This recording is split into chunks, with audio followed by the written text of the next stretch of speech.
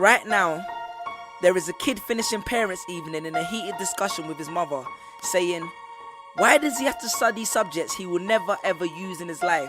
And she will look at him blank-eyed, stifle a sigh, think for a second, and then lie.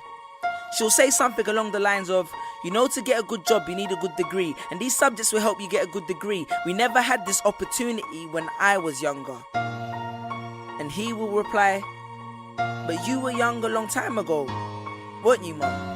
And she won't respond, although what he implies makes perfect sense, that society's needs would have changed since she was 16.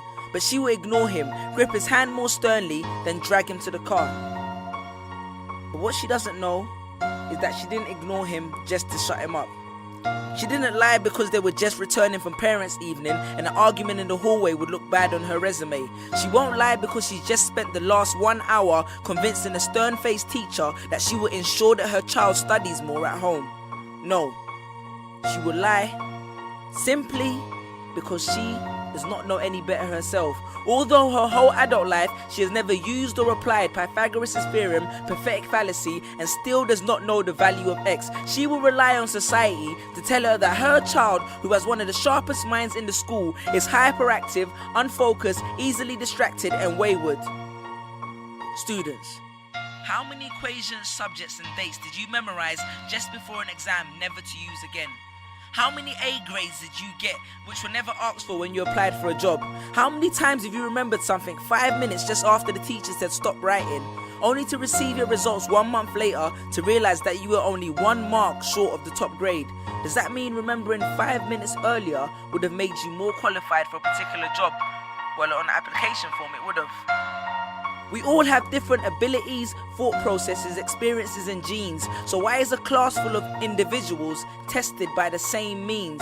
So does that mean Sherelle thinks she's dumb because she couldn't do a couple of sums? And if this issue is not addressed properly, it then becomes a self-fulfilling prophecy. Then every school has the audacity to have a policy on equality. The irony. Exams are society's methods of telling you what you're worth.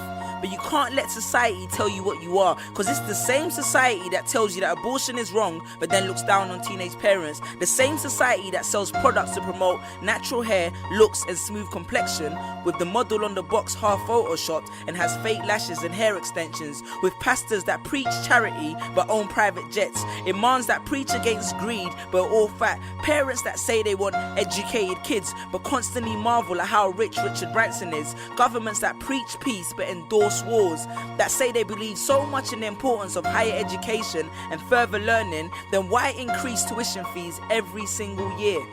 I believe Miss Jefferson when she took me into the office and said that my exams would be imperative to my success, because we was taught to always follow when Miss Jefferson led. But then I took Jefferson out of the equation and learned to think for myself. I realized we was taught to always follow when Miss led. The irony.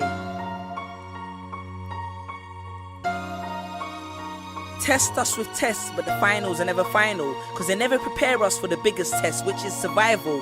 And what I suggest is fairly outlandish, so I do not expect everyone to understand this, except for the kids who knows what it feels like to be worth no more than that D or that A that you get on results day, and the ones whose best stories were never good enough for the English teacher, because apparently you missed out key literal techniques, did not follow the class plan, and the language was too informal for him to understand. But then he'd reference Hamlet and Macbeth, and you'd fight the urge to express your contempt by partially clenching your fist with only your medius finger left protruding in the middle of your hand, and then asked if he was aware that Shakespeare was known as the innovator of slang, or the kid at the back of the class who thinks, why am I studying something that doesn't fuel my drive? But then when confronted with a maths problem, his eyes come alive. So this one is for my generation, the ones who found what they were looking for on Google, the ones who followed their dreams on Twitter, pictured their future on Instagram, accepted destiny on Facebook. This one's for my failures and my dropouts, for my unemployed graduates, my shop assistants, cleaners and cashiers with bigger dreams, my self-employed entrepreneurs, my world changers and my dream chasers, because the purpose of why I hate school but love education was not to initiate a worldwide debate, but to let them know that whether 72 or 88, 44 or 68, we will not let exam results decide our fate. Peace. Just these pictures pictures on my phone, sitting all alone, visualizing home. And all my friends were just these pictures on my phone, pictures on my phone.